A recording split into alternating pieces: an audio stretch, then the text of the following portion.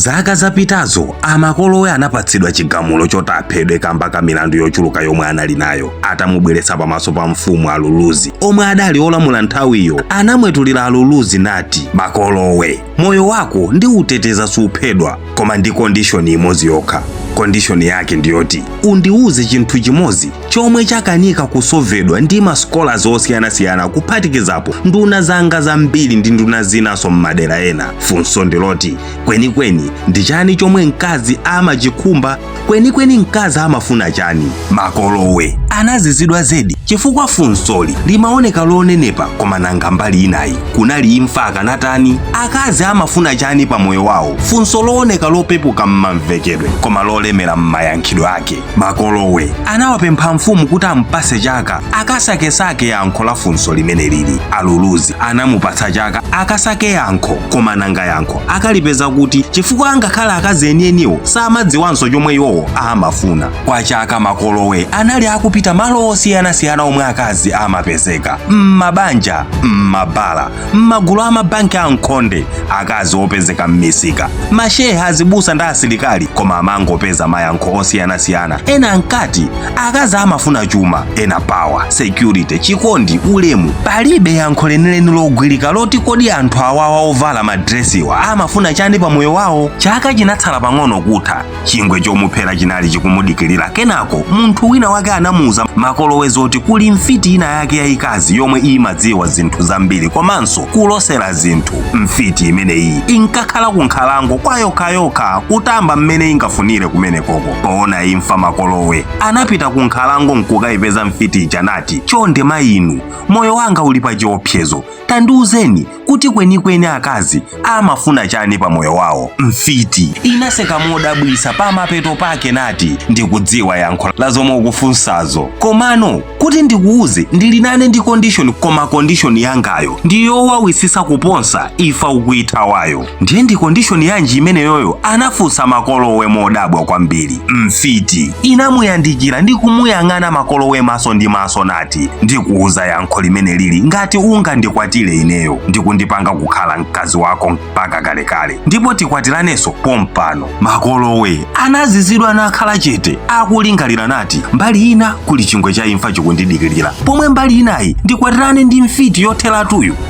Komabe bola mbali inayi ndikhalabe ndi moyo wa poison, koma ndikupuma kusiyana ndi imfa. Anaganiza choncho, makolowe navomereza kuyikwatira mfiti ija. Anayikwatira mfiti ndipo after kukwatirana mfiti inati, mnyamata iwe wavomera kukwatirana ndine ndi maonekedwe anga oopsa komanso onyasa chonchi, ndiye ndikufuna ndikulipire pa chimene chichi. Ndikufuna ndikuuze ichi, ndikhoza kusanduka kamkazi kowala kokongola komwe sunakaoneko kwa 12 hours tsiku lina lililonse, pomwe 12 hours inayi ndizikhala ndikuoneka chimfitifiti chonchi. Ndiyeno ndiuze mnyamata iwe, kodi ukufuna ndizikhala okongola 12 hours ya masana kapena umazulo? Masana onse kumaso kwa anthu azikutama, kapena ndizikongola 12 hours ya usiku kwa iwe wekha pomwe tili awiri basi? Makolowe anadziwa kuti iyinso ndiye ndi nkhani ina iyi, ndipo anaganiza nati, ndikasankha kuti azikongola masana anthu ambiri azimusilira pena paliponse masanawo, komano usiku wanga uzipezeka kuti ndikugahena kwenikweni usiku. Pomwe ndikasankha usiku ndizimunjoya kwa basi usiku kumuseweresa nsagwada amene ndingathere. After kukhala chete kwa nthawi yayitali, makolowe anati, iweyo ndiwe mkazi wanga tsopano, uli ndi ufulu pa moyo wakowo, sindiyika maganizo anga ena aliwonse pa iweyo. Nthawi ina iliyonse ungafune, kaya ufuna kusanduka chani, kukhala ndani, utha kukhala, chisankho ndi chako, koma iweyo ndiwe mkazi wanga panga mmene ungafunire. Itamva izizi mfiti pa nkhope panaoneka kuwala zedi chiyambireni pa moyo wake wonse. Nkhope yayichi ufiti inatembenuka pompo ndi kusanduka nkhope ya umunthu wabwino, ndipo atasanduka mu umunthu analankhula nati, wandipasa ufulu opanga chisankho pa moyo wanga. Chimene chichi ndiyo chinthu chomwe akazi ambiri amachifuna mubanja komano sichimapezeka. Wandisira ine ufulu wanga onse opanga zomwe ndikufuna. Ichi ndiye chikondi chenicheni chomwe akazife timachifuna. komanso pamene papa wapezano yankho la funso lomwe wakhala ukusakasaka lija loti ukawauze amfumu. Chomwe akazi amasakasaka pa moyo wawo ndi freedom, akhale master yekha pa moyo wake komanso azipanga ma choices ake. Ngati mungamulole mkazi kupanga zonse zomwe iye akufuna, she will make your life very beautiful. Mukafunanso kumusandusa mkazi kukhala mfiti yotheratu, choice iso chimakhala chathu.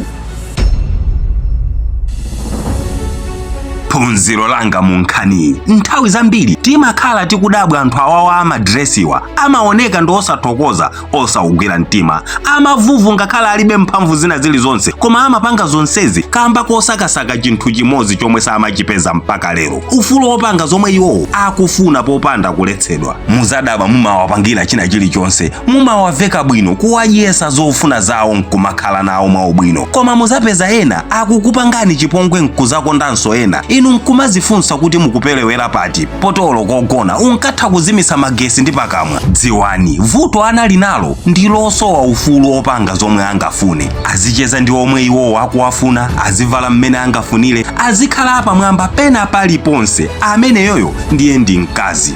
Chifukwa chake muzaona mkazi olemekezeka, ooneka bwino wa ulemu wake, wa ndalama zake, koma mamuna akusankha kuti azikhala naye nzosagwirizana. Sikuti amakhala akufunamo ndalama monga inu mmene mumaganizirayi, amakhala akutsata kupepera komwe kuli mwa abambo, poona kuti alibe mphamvu zomalesa zokonda za mayiwo. Chidule akazi ngati awawa safuna mamuna ooneka ochenjera he ndi wanzeru zakayi. Tsono inu nanu anzathu omawerengera madeti pakale ndalanu, nkhani siyokuchemerera zakhalidwe ilili ayi. Inuyo olo mutakhala mumavala matrauza muli ndi ndalama ndonyezi machotani, komabe inuyo nda akazi, kutanthauza kuti alipo wina wake akufunikira kumakulamulirani. Inu tupaja mumakwatiwa osati kukwatira, ndiye mwayenera kulemekeza omwe ali ndi mphamvu pa inu omwe akukwatiraniwo. Tikati tubanja lina lililonse mumakhala malamulo, musadye izi, osagona apa, muzivala izi. Limene lolo ndiye banjalo, ndiye inu muli pa banja koma mukufuna kumapanga zomwe mwafuna. Limene lolo silingakhale banja koma zawana. Inu tangoganizani, malamulo azikhala pa galimoto yako yomwe unagula ndi ndalama zako, koma ati tamumanga ulibe spare tire, si unamange seat belt, azife anayikapo olo 1000. Ndiye zikakanike malamulo mbanja ambiri. Lelolo muli single, makani kufuna kukhala kuti inuyo ndi inuyo. Muli single kusafuna kuuzidwa zochita, ndikufuna ndikuuzeni sisi, ndikudziwa chomwe mumafuna ndi ufulu opanga zomwe mukufuna, koma dziwani ufulu otenowo simungaupeze kubanja lina lililonse pokhapokha mukakwatirana ndi mkazi nzanu osati mamunamuna. Pamapeto pake azingobwera uyu nkuzasiya mmozi, wina nkuzasiyaso wake mmozi. Inu imvi mmutumu nkumakula koma musakuzindikira kuti mukukula nthawi ikukutherani, musali pa banja lolongosoka. Mukafuna ufulu mukufunawo ku Earth planet inoyo kulibeko, mwina ingolimbikirani kupemphera muzaupeza mmoyo winawo, chifukwa kukakhala ku dziko kunoko Mulungu anakweza amuna, akazi ndikuwatsitsa. Ndine Dini Studios ndathokoza kwambiri kamba koonera nkhani. Musayiwale kupanga like komanso kuyika comment kuti timve zomwe inu mukuganizapo za nkhani. Ndipo pamapeto pakenso osayiwala kupanga share ndi kupanga tag